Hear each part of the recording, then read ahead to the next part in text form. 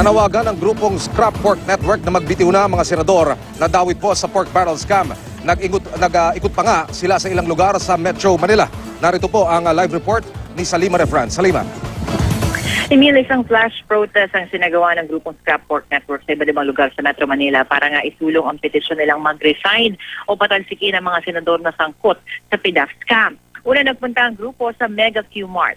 Suot ang mga maskara na may mukha ni na Senador Juan Ponce Enrile, Bong Revilla, Jingoy Estrada at may baong rehas pa. Nag-ikot sa palengke ang grupo para mahikayat sa publiko na suportahan ang kanilang dalawang petisyon na nasa change.org.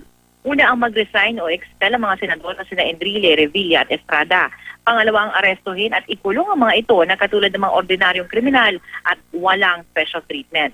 Si Juana Chang, suot ang maskara ni Janet Napoles at nakipag-usap sa mga namamalengke at nagtitinda. Kailangan daw makilahok ng taong bayan sa pagsugpo sa katiwalian at papanabuti ng mga nagnakaw sa kaban ng bayan.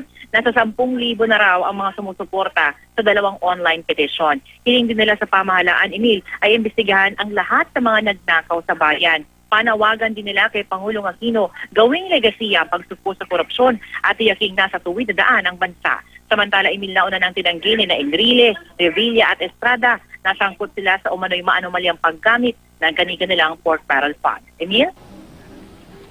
Maraming salamat, Salima Refran.